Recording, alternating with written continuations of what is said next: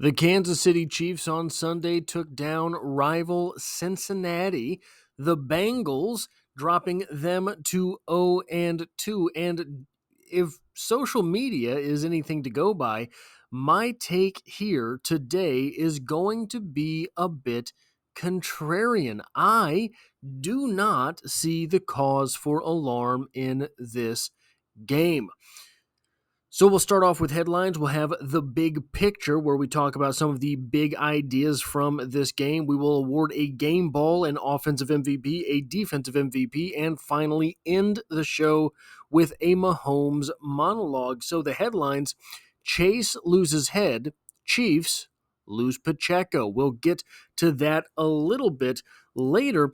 I'm going to have a video probably on that tomorrow because I think we are likely to get a little bit more detail tonight. So probably tomorrow I will have both a video on Isaiah Pacheco as well as the rookie recap video talking about all of the rookies in this game. But the second headline from this game: Butker breaks the Bengals. Maybe Butker breaks Bengals, but I don't think that has quite the ring. I think you need a little bit of space in there. The big pictures here.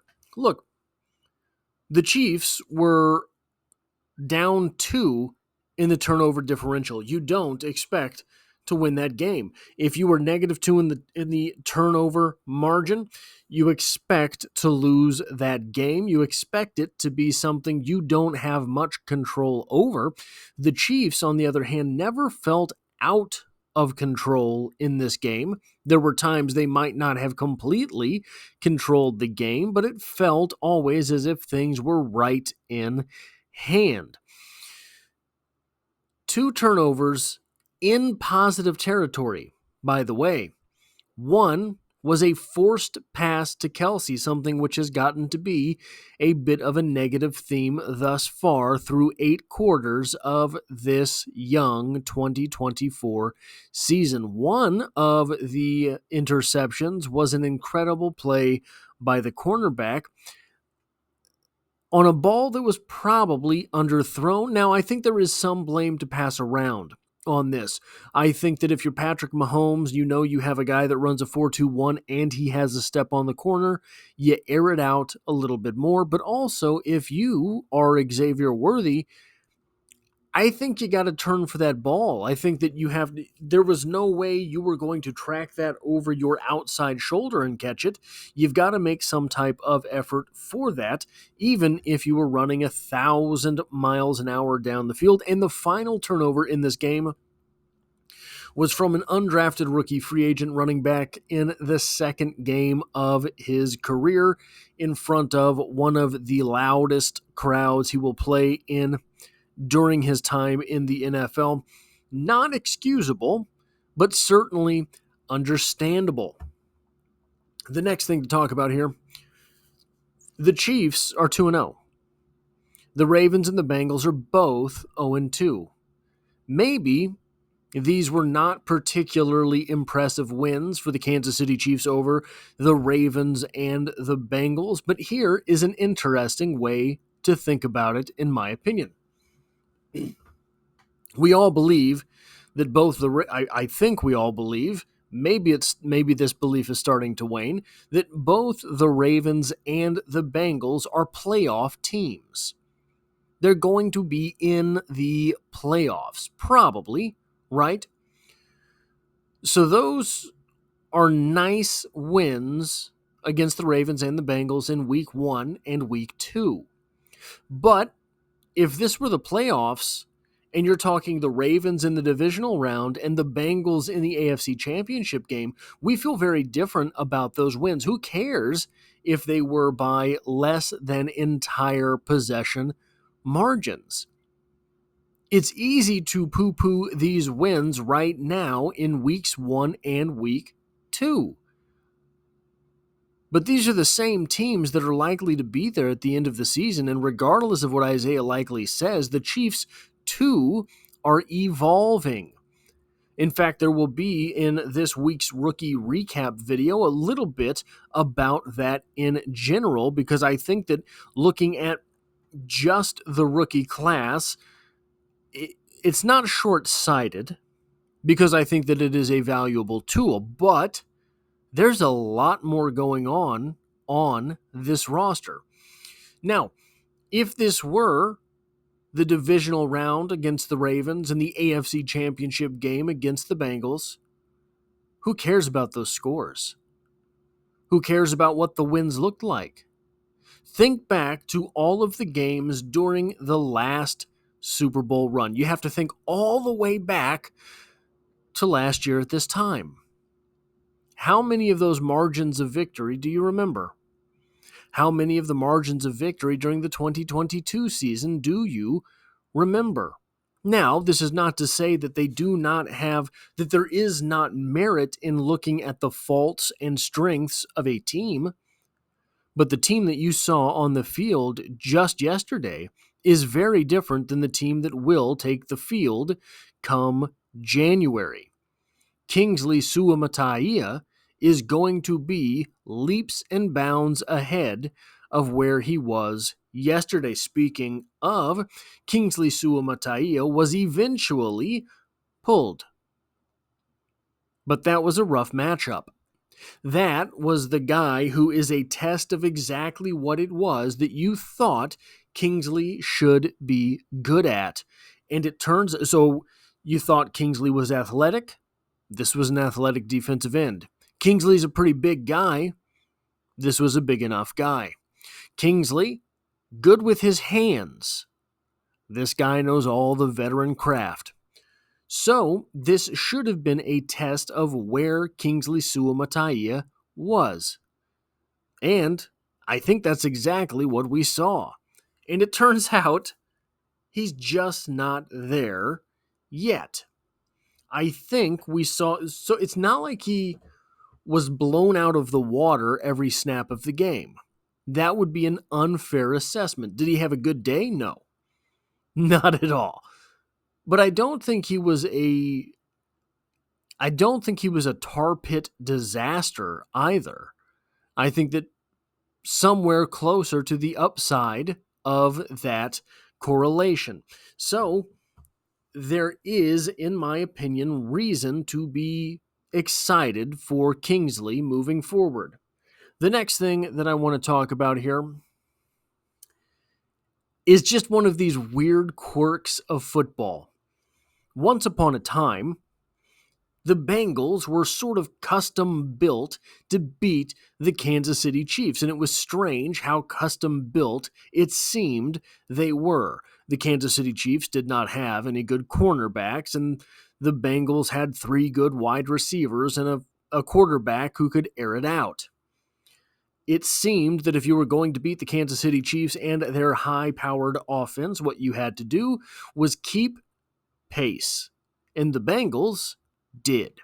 Now, this season, one of those guys, Tyler Boyd, has moved on. One of them, T. Higgins, is on the sideline. They have 2 up-and-comers in Burton and Josephus, and Jamar Chase is still there. But that's not what gave the Kansas City Chiefs problems yesterday. Now, the Chiefs do have pretty good cornerbacks. And the Bengals, and I think they lucked into this, I do not think this was by design at all. It did not seem there was a concerted effort to move this way, but now the Bengals have lucked into having 3 tight ends that are very, very good at catching the ball. Mike Gesicki went 7 for 91. All Junior went 4 for 32, and Sample 3 for 28. That is, between those 3 tight ends, 151 of Burrow's 258 yards. This is happening just in time for the Chiefs to lose Willie Gay, just in time for Nick Bolton to look somehow less athletic. I'm not making that up, am I? Nick Bolton has never looked this clunky on the field. Not to my memory. He's never been a very high upside pass defender, but he's always sneakily sort of in the right place at the right time. He is not been any of the right places so far this season. But the reason that I think that this is something that is new to this season, and maybe because he missed time in camp, maybe he is still favoring that elbow, but I don't know if favoring the elbow would cause what we've seen. The reason that I am worried about Nick Bolton and think that maybe he has regressed, Nick Bolton was a force against the run previously.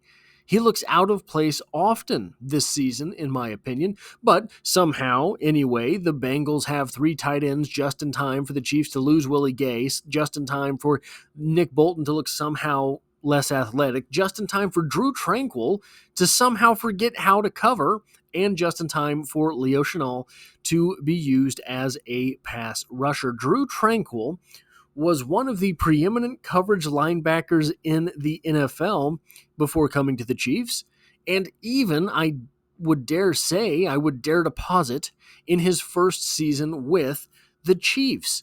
But this season, he has looked out of place. Hopefully, that is an early season and correctable issue, because if not, the Chiefs are going to have to do something to keep the tight ends covered this season.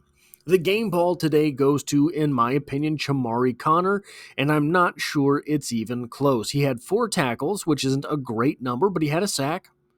He had a fumble recovery, and he had a touchdown on the Chiefs' only turnover recovered of the game. He played 29 defensive snaps and 22 special team snaps. This is a good sign. The Chiefs coaching staff apparently liked Chamarri Conner going all the way back to last season's training camp. So to see him finally making these strides, A, tells us that they were right, but B tells us maybe we shouldn't be too worried about why all of a sudden during the regular season Jaden Hicks has seemed to disappear. It seemed last year until the playoffs that Chamarri Conner too had disappeared. The offensive MVP from this game was Rashee Rice, 5 receptions, 75 yards, and a touchdown on 54 offensive snaps. I don't think this is debatable either. No one else really stuck out. 75 yards is about half of Mahomes' productivity on the day. No one else, it's not that no one else stuck out. No one else really did too terribly much besides Isaiah Pacheco, but I do think that Rashee Rice's impact on the game outweighed that of Pacheco, and I think that you saw that a little bit when Carson Steele came in and had a similar type of average to Isaiah Pacheco, though albeit on extremely limited carries. The defensive MVP, I think, was Leo Chenal again. 6 tackles on 32 defensive snaps, 17 special team snaps, and 2 offensive snaps. Just a solid day for Chenal. Nothing really sticking out, nothing particularly fantastic, but I thought that he did have a relatively good showing, and that was enough to win it on the day when you had Chamarri Conner already getting the game ball. Now, the Mahomes monologue for this week. Just 18 of 25 for 151 yards, 2 touchdowns, and 2 interceptions. And a win. No, it wasn't what we wanted. It's not what we hoped for. We had grand visions of a return to the fireworks of Mahomes, your bright lights. But then the bright lights on the Hollywood sign were shut down ostensibly for the entire season. And now the sizzle provided by Pop Pacheco seems to be quiet for at least a month, and we're left to assume for longer.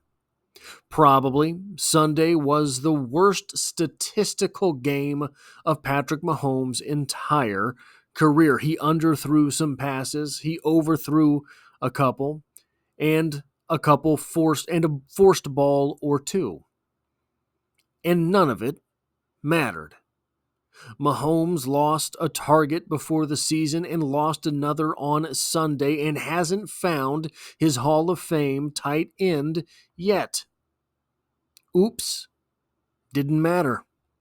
Patrick Mahomes almost certainly ran more than he wanted to because his left tackle struggled so bad that he was eventually benched. Right tackle Jawan Taylor was penalized again. Someone somewhere has either something figured out or the Chiefs snap count, or the refs have decided to stop calling defensive line penalties against whoever is playing the Chiefs, because there were a couple of uncalled jumps that would have made 2023 Jawan Taylor blush. Never the matter. And it's easy to write these 2 wins off, too. It's just 2 games, the media says. Such narrow margins of victory, the talking heads squabble. But they aren't paying attention.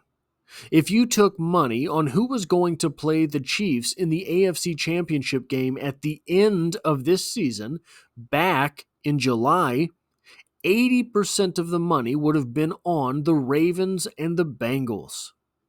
The Chiefs have summarily posted an answer as to which team of that titanic triumvirate is the most likely to triumph. And Mahomes did not have to be a magician. The only category he's nearly leading the NFL in is interceptions. Here's a shout out to Bo Nix and Anthony Richardson. Some argue that wins are not a quarterback stat. They are wrong. The quarterback touches the ball on every or nearly every offensive snap. The defense responds to their passes and respects the threat of those passes even when the offense is running the ball. Wins are quarterback stats. And Mahomes is not leading the league in passing yards or touchdowns. He doesn't have the highest passer rating or QBR. But nobody has more wins. That is what I have for this, the review for the Bengals and Kansas City Chiefs. There will be videos every day this week. I have loads of content ideas coming up, so hitting a like button really does help me out if you liked this video. If you find yourself here by chance but not design, the Chiefs are the only thing I talk about on this channel, dropping multiple videos every single week. And as always, I hope to have you back for the next one.